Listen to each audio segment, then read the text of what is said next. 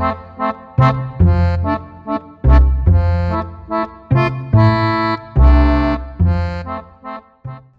to the Whole Parent Podcast.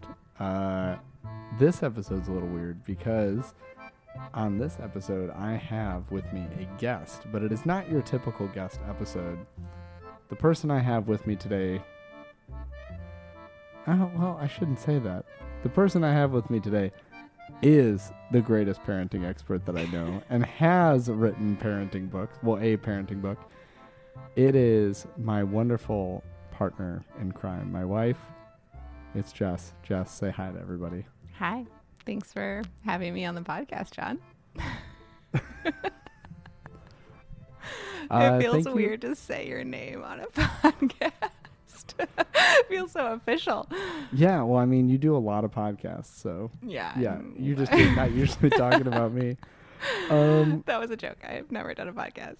Well, when the Whole Parent Podcast started, we you can't say that. People might think I'm like out here on some like for my business or something. No, I've never talked into mics like this. So, it's not never, because at the very beginning of the Whole Parent Podcast, we did record like 2 episodes where we were going to do it together. Mm-hmm. And then what happened with that? Those did not go well. Those are not good episodes, in my opinion. I think you thought they were great opinions. Yeah, exactly. Keyword in your opinion. Here I am being like, okay, I'm ready. I'll do it with you. It's going to be so fun and cute. And we'll just hang out together in the evenings. And you were like, actually, I think I like it better without you. Okay. In my defense, I know. In my defense, it's exactly what's happening right now. That's true. I make you look bad. Which is just that being too abrasive or something. Not abrasive.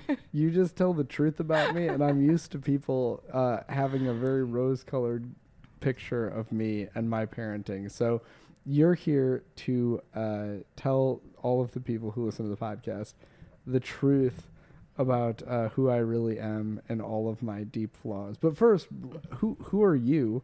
Other than the mother of the 4 children that we are raising together, what do you do? What's your whole thing? What do you do every day? As in, like, for work? Do you mean? Whatever you want. I mean, I heard this thing the other day that was like, in Australia, you can know somebody and be friends with them for months and months and never like know what they do, because that's not like a normal thing to bring up in conversation. Whereas like here, it's like, tell us about who you are. Literally, that only means what do you do for work. I think that feels impossible to me, and it's funny because we have like, I don't know, 20% or something like that of the people who listen to the podcast are from Australia. Yeah. Okay. So correct me if I'm wrong, but it's like kind of an American thing to like lead with that always. I believe you, and I didn't know that, but now I feel really dumb.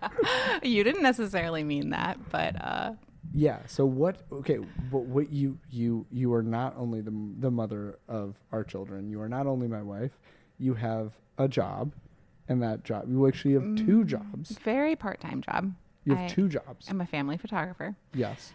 Mostly newborns. So I was a nurse. I was an ER nurse for like 5 years. And then when COVID hit, I was pregnant with our second, and then took my maternity leave and just didn't go back. I had already kind of been doing photography on the side. And then because of COVID and having another little one, I decided to like see what would happen if I really went all in and like actually tried hard to make that like my full-time thing.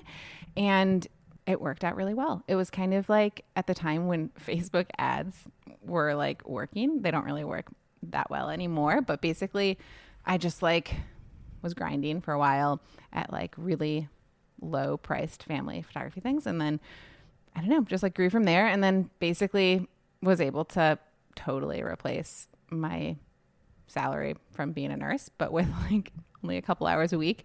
So that's what I've been doing since then. So that's been like, I don't know, 7 years now, where I just do like 2 to 3 shoots a week, and they're only an hour long because they're like newborn shoots. I just go to people's houses, do this session, and then come home. And so basically I feel like a full-time stay-at-home mom, but with a nice little side hustle where I don't have to like, I don't know, I get to like go out and see other people in the same stage of life as me and kind of socialize a little bit. You get to be a grown up. Yeah. And I like the editing part too. So like if I ever just like need a break from the kids, I can scurry off and say that I'm working, but really it's like something enjoyable and it's just like something like productive to do while sitting or laying in like a bed very comfortably with coffee.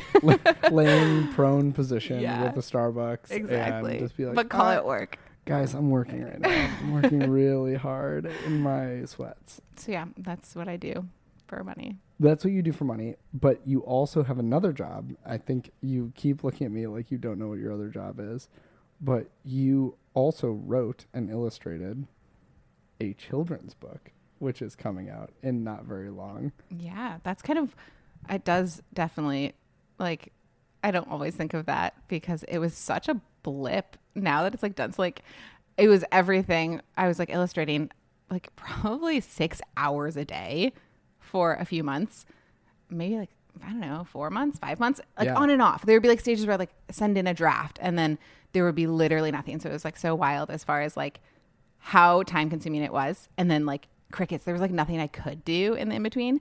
And then I would get like the feedback and I would like have to start all over basically on like several of the iterations because I'm not like a professional illustrator. I've never done this before.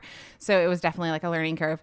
And then I would like, again, like really go all in so many hours a day and then nothing again. And then finally turned in the final draft. And now that was, I don't know, 6 months ago. And now I haven't touched it at all since then. So it's totally like was this like once in a lifetime thing. And it's so, so cool. I'm so excited to like actually hold it in my hands. But it doesn't really feel like an ongoing thing in any sort of way. Well, yeah, I mean, just from my perspective, it was so cool to watch you do it. And yeah, I can definitely speak to there were moments where we just had to, or you just had to kind of scrap all of the art. But even in that, like, I just remember back to like the first draft, the first full draft of the book, and just being like, oh my gosh, I was obsessed. It was like this Scandinavian forest school, like dark and moody art. I thought it was so good, and I was like so ready for the world to like just see this very, I don't know, like millennial style of children's book. And like Matt, our oldest, actually, he still asks me about it all the time of being like, yeah, but like, are you ever going to do, because it was like kind of like took place in forest school and he goes to forest school. So he was always asking like, well, are you going to like do something with the forest school version of it though? And I'm like, no, I mean, I still have them. We could print them out for us, but like, I don't know. But it's just so funny because it was like totally art is one of those things where you put your whole like heart and soul into it. And so when they like were like, ooh, actually not this at all, can you start over? Like basically like being like, we don't like it. And it was like heartbreaking, but also now looking back, I'm like, they were so right. I'm so glad that I like scrapped it, but like it is a very vulnerable thing to do. Okay.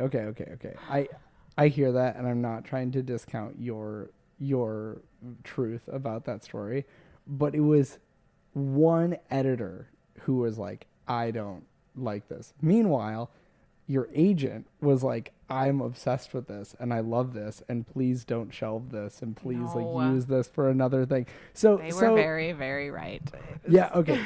But okay, so the good time news, and place. There's a time and place. There's a time and place. The good news is that this final iteration that actually became Set My Feelings Free, which is the book, that you actually, people who are listening to this right now, even though the book doesn't come out until almost May, it's the last week in April, they can actually see some of that art style because you also illustrated, I know not to the same extent, but you also illustrated the new game guide in the similar style, right? Mm-hmm. Yeah. So it's not like you've taken a complete, like you haven't. That's true, but that was like that was also a blip. I mean, that was the same thing. Whenever I do it, I just like go all in, and it's like a lot of hours all at once. But then it's definitely not an ongoing thing. So. Right. No, I mean, but I'm so excited about it. But okay. So, this is our first official podcast episode together. It's, I think, going well so far. So maybe we'll do it again.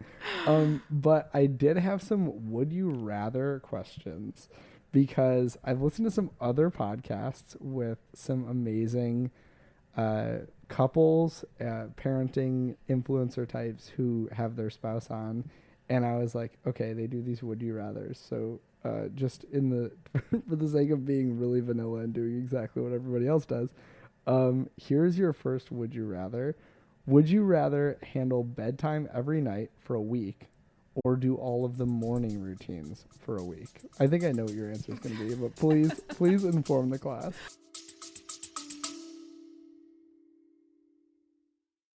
Hey, I want to pause for a moment and talk directly to you, because if you've been listening for a while, you know that I don't have any sponsors on this show. I have done very few ads. I take the ones that I get. But the truth is, this podcast actually costs me money to produce. It takes time. It takes me getting childcare. It takes equipment. And it's something that I do genuinely because I believe in helping parents feel less alone and more supported. It's like social media videos that I make. I don't make money off of those. I don't make money off of my email list. And so if this podcast or any of those other things has helped you have that moment of like, oh my gosh, I'm not failing, my kid's not broken, I can actually do this, and have that confidence to parent consistently with brain-based techniques or evidence-based strategies, I want to gently ask you to consider supporting the show on Substack. It's completely voluntary. There's no paywall. There's no real exclusive content that you're missing out on. It's just a way to go in and make the podcast sustainable. Think of it like tossing a few dollars in a hat for work that matters to you, for conversations that you want to keep alive in the world. If you're the type of person who puts $1 or $2 in a tip jar of a barista that you really like, if you're the type of person who throws $5 in the case of somebody busking that's playing music in the subway, this is that. Except you're doing it online on Substack for a podcast that I try and put out basically 5 days a week, which is a huge undertaking. Every single one of you who chooses to contribute actually makes it possible for me to keep doing this work week after week, episode after episode. So if that's something you want to do, the link is in the show notes. Again, it's on Substack. And truly, I want to thank you just for giving me the time and attention to even consider this. It is the reason that I am able to keep doing this. All of the money that goes into the podcast basically just gets put back into producing the podcast. I do this because I love it and I want to get back to doing that. And so that's the end of my little pitch. Please, please, please consider it. I love doing this work. I love making these episodes, and I want to get back to doing that right now. 100% bedtimes. I am not a morning person at all. All of my worst parenting moments happen before 7 a.m. I am just like, it doesn't matter if I have coffee right away. The concept of working out or getting up before them and being ready, like totally off the table for me. And bedtime, I actually don't think it's that bad. We've like kind of got ours down to a science, and it's kind of a really enjoyable thing. Like our kids are never like complaining about it. It's like so routine that they just like, I don't know. There's like hardly any hiccups. They're just like, we do this, then we do this. Like, I don't know. It's kind of enjoyable. Yeah, I mean, okay. First thing that I'll say is that I saw a. Whoa! Did your mic just stop working?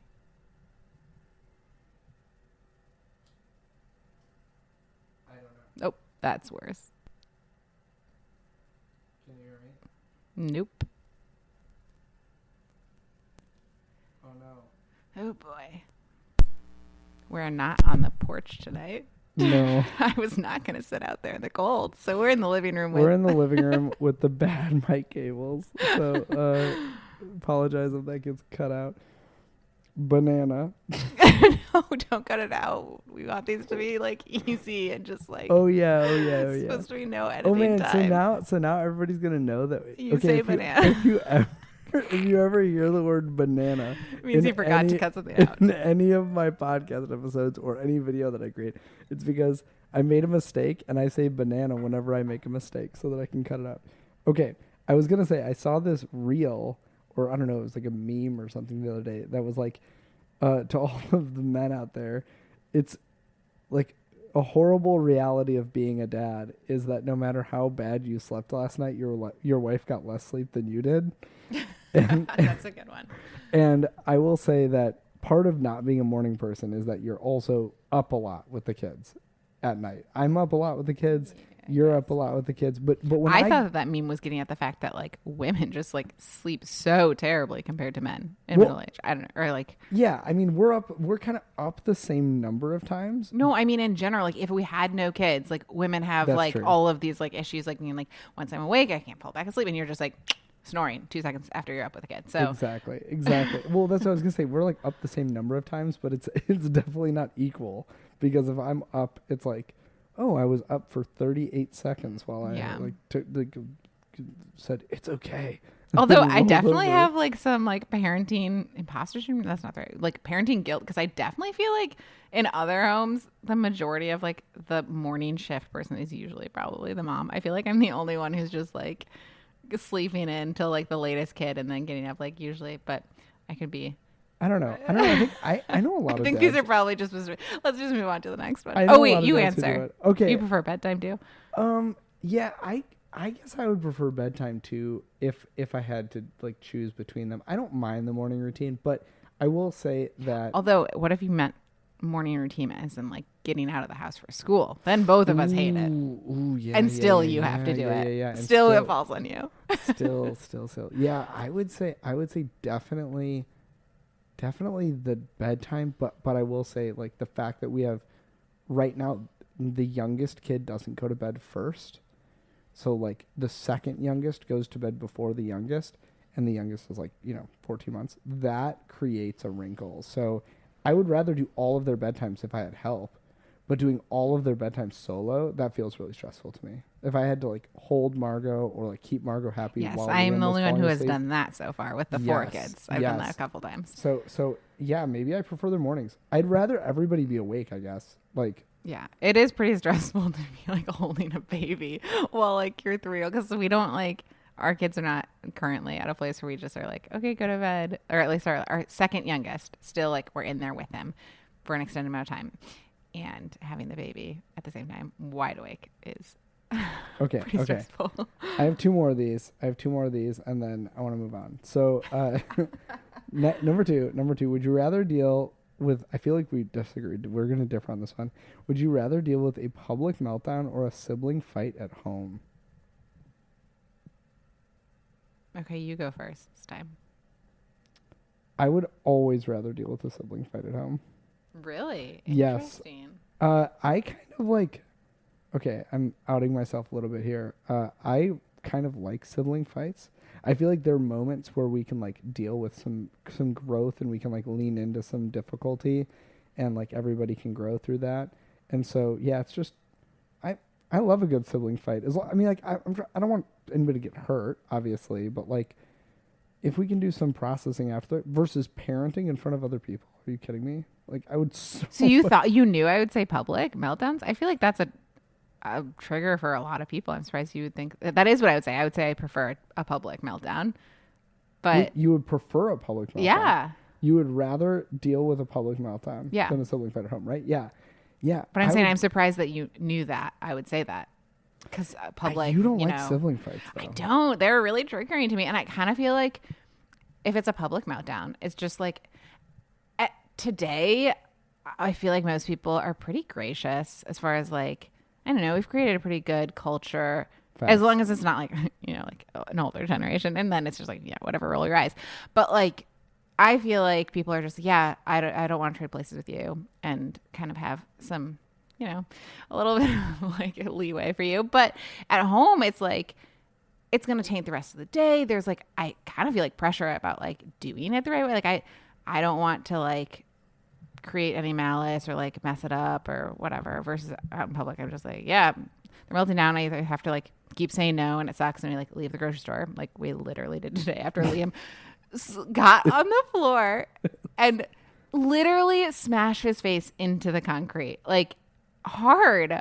My kids told me about this. You did not tell me about this. I was was wondering like, if this gonna come is so like just exactly the picture that everybody made. It's like I like in copy and stuff, people are like, when your kid melts down in the popsicle aisle of the grocery store, like literally that is what happened. He wanted these push pop things, and I was like, I'm not going to spend $5 on these like these do not look good. They're going to be so much sugar. You're going to scream about if they're in our freezer, you're going to just like scream for them until literally the box is gone. Like, I don't want to bring these home. And so I was like trying to like be like, okay, well, what if we go across the street to 7-Eleven and we'll all pick out a single popsicle that's like gone before we get home. I just don't want them in our house because it's just so much harder to like fight that battle constantly. Right. And yeah, no, we didn't get to a solution. We left the grocery store with nothing. And then we like, okay, this is fine to just keep telling this story? Yes, absolutely. Okay. So then I carry him screaming, and the other two are just like trailing behind me through like the icy like parking lot. And then like we get to the car, and I like sat in the front seat with Liam. I like was having like a pretty good regulation moment for me. Like I wasn't actually triggered at him. And so I was really just feeling bad for the kid. Like he was so upset and dysregulated. And I like sat with him in the front seat, and I was just like trying to talk him through it. And he was just like not at all like able to hear it. I tried the color game. I mean, I'm a little bit more half-hearted when I try the like regulation keys than you. And at that point, they really need some, energy behind them. And I'm just like, can you find it? And literally, it still worked. Actually, I just remembered it did still work. We had this book in front of us that has like a piano on it and has like rainbow keys. And I was like, you can't use these, but then he did use them. But it still worked. He like literally started talking and was like out of his screaming mode. So I guess that did work. But then I don't know. It still ended up not being great getting him into the car seat. And then I was really proud of the other kids because they were like, so are we still going to 7-Eleven? You offered that. And I was like, no, we're going home. And they all were just like, they were all just like, okay. So they all told me the story later, and they were like, I was like, okay, should we go to it was just 4:30 and we're looking for something to do to kill the last hour of the day. And I'm like, all right, should we go to the grocery store? We need peanut butter. And we were going to get some popsicles. And I had not heard. No, there was, we were in the popsicle because there was a specific, like, kind of healthy version of popsicle that we were going to get. And then they saw all of this. So, yes, it was, I kind of put myself into the situation. So I was like, well, this is funny from my perspective because, like, I hadn't heard this version from an adult. I had heard it from a 9-year-old. But I was like, oh, should we go get some popsicles at Jewel? And he's just like, oh, I don't think we should do that. And I was like, why? And he was like, we already did that today and it didn't go well. And I was like, oh man, what do you mean it didn't go well? And he's like, well, Liam smashed his face on the floor and we left without getting anything. And I said, you left without getting anything? Like, yeah, we were just there for popsicles. So like I heard this story, but nobody like felt bad about it. But it was interesting when we pulled up at the grocery store. I had done all of this prep of my 9-year-old had told me, like, okay, make sure that he knows that we're not getting the push popsicles. Oh, was Liam with you? Yeah, he's with us for all this. He's like, make sure he knows that we're not getting the push. So over and over, I'm like, okay, we're not getting the push popsicles. And he's like, okay, we're getting the Mexican little popsicles. I was like, yes, the mini Mexican popsicles. And then he's like, okay, but are the mini Mexican popsicles also the push popsicles? Oh, no. And we're like, no. And so I can't believe you guys put him through this again. And so he like kept kind of screaming, but really, but not in like a big way, just like what? No. So then we get to the grocery store, and I kid you not, I like get everybody out of the car, and he goes, I think I should stay here. And I was like, what? And he was like, I think I should stay in the car. And I was like, why? And he was like, because I just really want to get the push popsicles. Did you get them for him? I totally would have gotten them for him then at that point. No. So then I like put him in the car. I put Margot in the car. I had all four. Jess didn't have the baby with her at this moment. So she probably didn't have a cart like I had. So I had a cart. So I like trapped him in the cart. And we shopped for other things first. We needed peanut butter and other things. And then when we got to the popsicle aisle, we just like grabbed the popsicles that we needed to put them in the cart and just kept going. And he didn't even like flinch at it. He was just like, okay, I feel so bad. Okay, I honestly like. I wish 7-Eleven just had those. Like, I wish I could just like buy the box and give him one single push pop popsicle, and then just like ditch the rest, bring him to church. I don't know, do something with them. But yeah, I feel bad now that he had to go through that again. No, he really didn't. Okay. But I think really what it was is that like he got to go through the experience a second time, and he just kind of like showed how the dysregulation and the regulation cycle of like regulating down made him experience that same interaction later in such a different way. So he didn't have that same interaction, and I think he would have had that same interaction, but he he didn't because of that. So anyway, that was a great diversion. Okay. Maybe you should just skip to not doing another one of those if those are going to take us that long every time. Okay, I will skip it. I think that this just tells us if we have, maybe we should always do would you rather questions. I think that these are great. But I have rapid fire questions as well before we get to our like favorite parenting moments of the week. And how long have we been going so far? Okay. We still have time in this episode. This is good. I feel like we don't have to like rush through these, but they are rapid fire. So I think kind of the point. So they're called hot seat questions. Hot seat. I wish I had like a little. Can I like do like a little? Can I do like a little?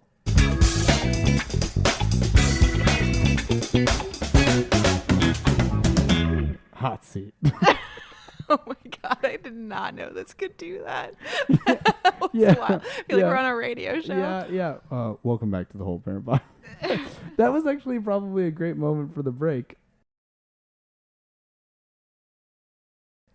Oh, yeah. Okay. You probably just heard a break instead of that. No. Okay. Here's your hot seat rapid fire questions.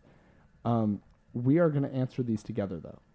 So, both of us, it's just like the game that you play at weddings where they hold up the shoe of like the man's shoe or the woman's shoe. You know what I'm talking about? Yeah, Are you smiling? Okay.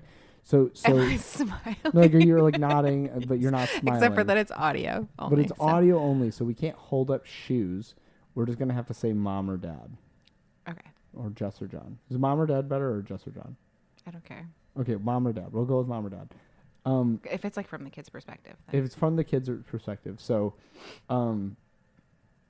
just as an example, I'm going to say who's more patient with the kids, and then you're going to say as quickly as you can. Okay. Who just first thought, word association, patient, mom or dad. Okay, first one. Who's more patient with the kids? Mom. Yeah, 100%. I mean, when they're hungry though. More patient with the kids hungry? Dad. Oh, you mean as in the adults? When who's more patient while hungry? Yes, Dad. Dad. Okay. Who's more likely to lose their cool? Dad. Okay. Let's be real. Who handles chaos better? Dad. Dad. Also dad. Yes, with you. Who needs more alone time to reset? Mom. You're just like not even letting me like jump in. I thought we were supposed to say them at the say same it time. as quick. Yeah, but you're going so fast. You're going before I can even finish saying it. Okay. I feel like I'm taking such a pause. Okay. I'm gonna say 3, 2, 1 on this one. Okay. Who's better at bedtime? 3, 2, 1. Mom. I think that's right. I think you're better at bedtime. I wonder if we're gonna get all of them with the same answer, or if we're gonna disagree on any. I think we're gonna disagree on some of them. Okay. Who is the stricter parent? 3, 2, 1. Dad. Absolutely, I'm the stricter parent. Which makes you the next one. Who's the softy parent? Yeah, 3, 2, 1. Mom, obviously. Yeah, but like to a fault. That's not necessarily a good thing. I mean, okay. I don't know. Strict sounds like a bad thing, but also softy sounds like a bad thing. I mean, I'm permissive sometimes. Yeah, I hold boundaries sometimes when it's to the detriment of the children. Mm-hmm. Okay, rapid fire, super fast. Who's more emotionally intuitive? 3, 2, 1. Dad. Yeah, definitely. I think so. Well, yeah. Who's better at apologizing? 3, 2, 1. Dad. Sorry. Ooh, that one is like a little. There's some things to unpack there. I thought you wanted these to make you look good, so clearly this has been rigged. Sorry about that. Who takes things more personally? 3, 2, 1. Dad. I'm kind of surprised you didn't say yourself, but. Well, I mean, these are supposed to be rapid fire, but with the whole like preferred parent thing, like if it had been switched, if they liked you better, I would take it very personally. But I mean, they mostly like me because I'm permissive. I mean, no, I don't think they like you, and like that's an and. That's not a because. That's an and. That's they like you and you're permissive. I think it's like I think it's funny because like you were just like, yeah, well, if they liked you, then you probably wouldn't take it personally. did not mean that. I was saying the reverse. I If know, they I were know, like, I know. I mean, literally the one time Ollie was like, I want dad because mom hurt me. I was like, I felt so good about it. excuse me? You're felt so supposed good to about it. only ever want mom. I felt so good about it. I was like, that's right. Here's your $5. Who is more fun at the end of the day? 3, 2, 1. Mom. Dad. At the end of the day? Like literally the end of the day? Or you just mean like... Okay, I meant like at the end of the day, who's more fun? Okay. Like at the end of the day. Still dad. I mean, like, mom. fun. Fun. I think because we have 3 boys and the ages that they are, the roughhouse and the like crazy silliness is the thing that's fun to them. And I do my best to be fun, but my fun looks like, let's sit down and do this like really fun craft with hot glue. And they're like, that is really fun, but that's not real fun. I don't know. I think I disagree. We lost you again. Sorry. Okay, next. I think that you are as fun or more fun than I am because you do stuff that I would never do. Like I might roughhouse. Like I might be more fun in the immediate moment, like in the Gap. Like if we're like literally at Gap, like if we're like out in public and like I need to like just pull out all the stops and be fun. Like okay, great example of this when we did. Should we go check on Matt? When we did a photo shoot, like we've done photo shoots as a family or like video shoots, and you're like, okay, John, you need to go be fun right now. I can be fun. But I think on the whole, they prefer to spend time with you. I think that means that you're more fun. No. Okay. I mean, we literally were doing Would You Rather with Matt the other night for like on New Year's Eve. And one of the questions that I asked him was, would you rather have like more really special fun times, or no, sorry, fewer really special fun times, but they were really big and special, or just like more medium like fun times together, just like more daily average stuff, but like more of it. And he was like, for sure, just like the more daily average. So, But to the point of the big stuff, like we're going to Orlando in February. You were the driver on that. Like I probably wouldn't do stuff like that. Like that's like too much planning and too much organization for me. and then I'm gonna get there and literally like dissociate the moment we walk through the gate and be like, John, you need to carry this. This is too much pressure. This is too overstimulating. No, but then I'm gonna be fun. Like exactly, that's my point. I'll be fun in the moment. But we don't I think that my like trying to make things big and thing. special and fun only even play out 75% of the time at most. Like 25% of the time, it's worse than nothing. Okay. Next up, who's better in a crisis? 3, 2, 1. Dad. Interesting. I was so sure that you were going to say yourself. Why do you think I'm better in a crisis? There's so much like conversation on all of these. Okay, because I threw the tubing tow rope under the boat. Guys, you don't understand that she talks about this constantly. It happened 10 years ago. Okay, I think so poorly under pressure, and I like didn't even know that about myself until I was put into a situation where like we were tubing on a boat. It was a ski-doo. That this type of boat doesn't have a propeller. It has like it blows air to like propel itself, I think, and then it's sucking in on like another one, and so basically like, the rope is like going under the boat and it's gonna it's like about to like suck the rope up and just like totally like stall the boat. And I just like didn't know what to, I like ran the wrong direction. I just chicken with my head cut off kind of thing. Just like this everything that great quality for an ER nurse. Yeah, well, I'm not an ER doctor. And so anyway, basically that kind of just like defined my reality then moving forward of just being like, now I'm gonna like accept this as part of my identity. I don't do well under pressure, and now that I like think that about myself, I see it everywhere. So now it's just like totally self-fulfilling prophecy. I said that I was good in a crisis, not because I'm actually good. Like it's because I like rise to pressure. Yeah. Like who's better at like problem solving? Like mom, 100%. But crisis implies like emotional. I think there is a tiny subset of the population of which I am somehow part of that in the less than 1/10 of 1% of life, when your adrenaline spikes, the world slows down and you feel like you're more in control. Hence, John bowled a 300. In case you didn't know that, he went bowling with somebody from our church. He bowled in high school, so like not just like a total random. Not 300, a 300 though. Yeah, no, never 300. But then just like randomly 8 years after, never bowling, basically just was like pulled his like real balls that are like actual bowling balls, Hold not out just my like house balls. balls. Okay. Anyway, cut that out, please. I can't even finish the story. Anyway, he bowled a 300. That's the end of the story. Hopefully the like 65-year-old, 70-year-old woman who that the story occurred with is not listening. Pastor John. Okay. Who needs more sleep to function? Mom. You're not 2, 3, 2, 1. Yeah. No, obviously, there's Mom. We no already need covered for that. 3, 2, 1 for that one. Who's more likely to say, we'll deal with it later? 3, 2, 1. Mom. Dad. Interesting. I don't think will you deal with it later? No, but I'll say it. That's my code for I don't want to deal with this ever. So let's just say later. Okay.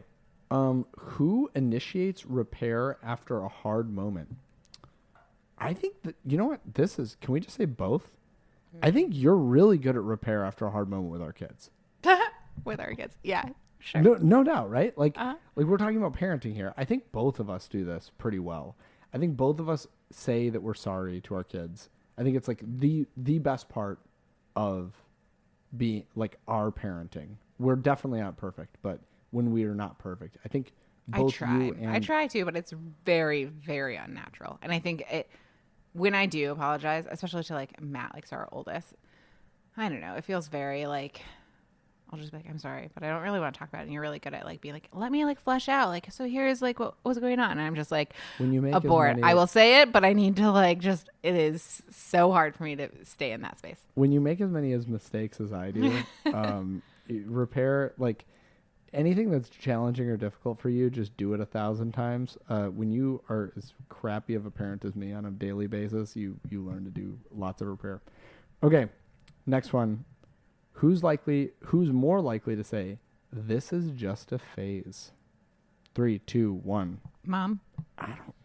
I was gonna say dad. Sorry, I don't know why I didn't say it. I think I'm always like, well, developmentally. No. The whole shark music concept never gets applied to me and always gets applied to you. Yeah, that's true. You're always just like worried that they're going to stop or not stop like getting up in the middle of the night. Oh yeah. Or man. eating stuff. Why did I say like myself? not eating healthy or like, I don't know. I take all of it back. I take it all back. Okay, last one.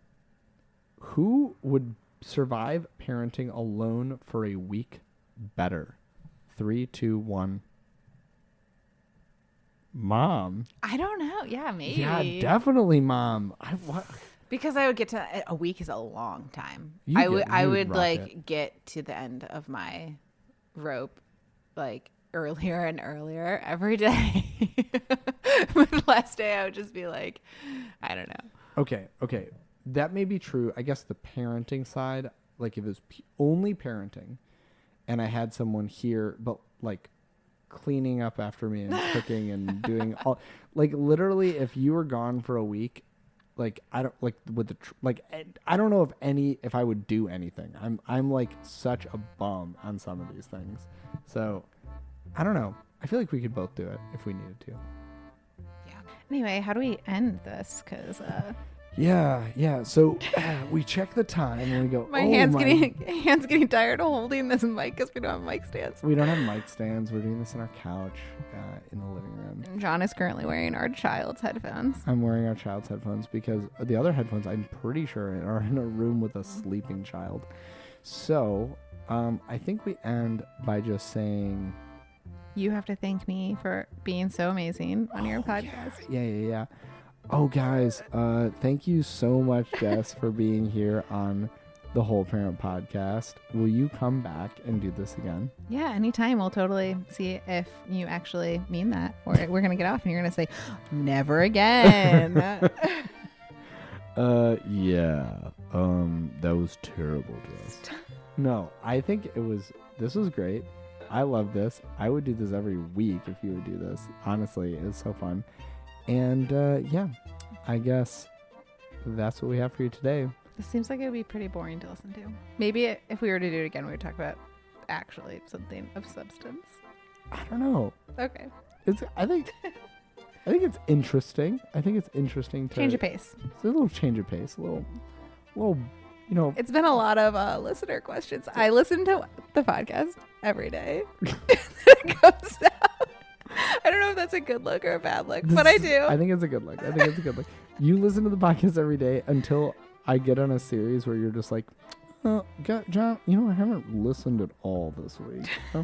I listened and it was a little bit boring for me, so I was just like, no thanks. Okay, that was just the personality types, which I love the personality types, but I also don't necessarily need to hear you talk about them for 40 minutes each. But the listener questions I loved. So anyway, any feedback is great because we basically, John has puts this out into a void. I don't know. Do you get a lot of how do you know what's good and what's bad? Occasionally people text me. Well, you can text the show. Oh. In the message in the DMs. Maybe you should let us listeners know that. Maybe I'd be texting after I listen. The show. Unfortunately, I can't text you back. So if you text the show, just know that I get every single text and I read them, and sometimes I get them as emails and I try and reply to them, and then all that to say, give John feedback so it's not boring. Give me lots of feedback so it's not boring. But if you do text me, I might try and reply, and it'll just send me an email being like, just so you know, you can't reply to this. That's why it says do not reply. Anyway. This has been the Whole Parent Podcast, and I guess I'll see you tomorrow. Is that a good way to end? She nodded. Bye, guys.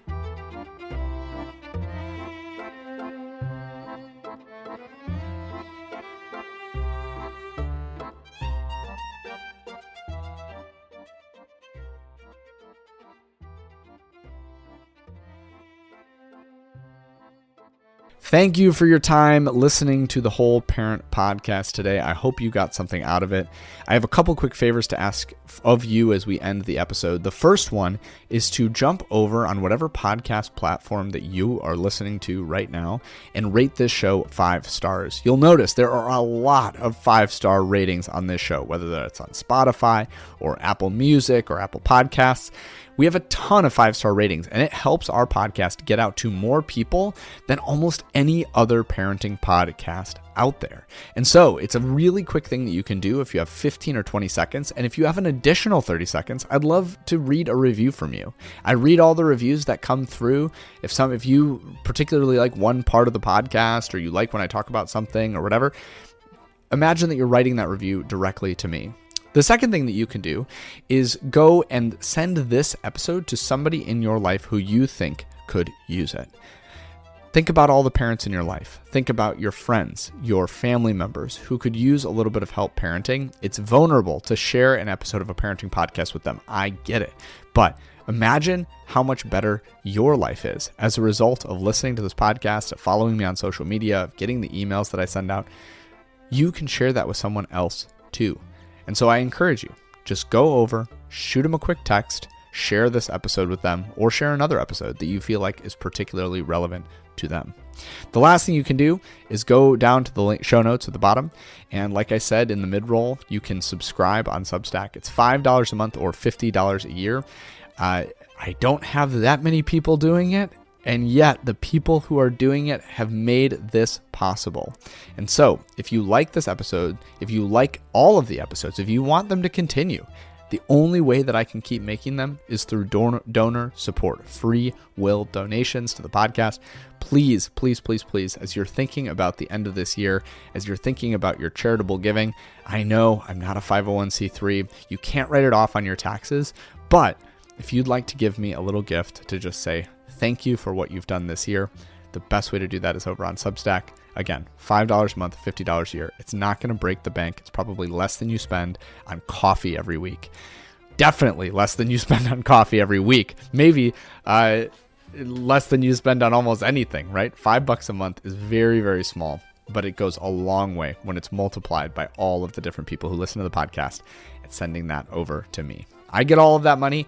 It's just my way of being able to produce the podcast, spend money on equipment, spend money on subscription fees, hosting fees for the podcast, all of that stuff, email server fees, all that. So if you're willing to do that, I would love it. Thank you so much for listening to this episode, and I'll see you next time.